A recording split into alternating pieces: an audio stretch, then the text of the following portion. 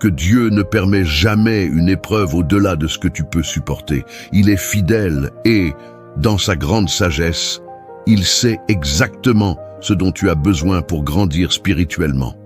La Bible nous rappelle que tout ce qui arrive à ceux qui aiment Dieu, à ceux qui sont appelés selon son dessein, concourt à leur bien. Romains 8, 28. Oui, même les moments difficiles. Tu pourrais penser, dans ta lutte contre l'adversité, que Dieu t'a oublié ou qu'il t'a abandonné. Mais au contraire, il est proche de toi, dans la profondeur de ta douleur et de ta confusion. Ce n'est pas que Dieu désire te faire souffrir, mais que dans sa sagesse, il sait que c'est par la souffrance que tu peux te débarrasser des poids inutiles et des attachements mondains qui te freinent dans ta marche avec lui. Souviens-toi de l'image de l'or. L'or n'est pas vraiment or tant qu'il n'a pas traversé le feu.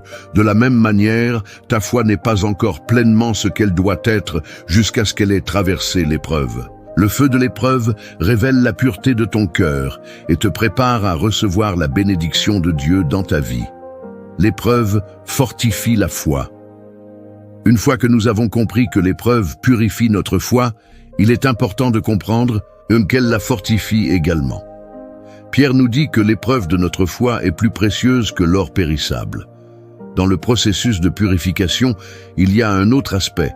La foi, une fois purifiée, devient plus robuste, plus solide.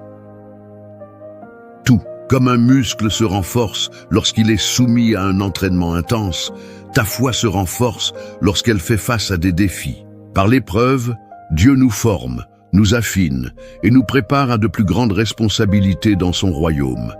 Si tu traverses un moment de difficulté, pense à ce qu'il y a de bon derrière cette épreuve, une foi plus ferme, plus stable, qui est en mesure de résister aux attaques du diable.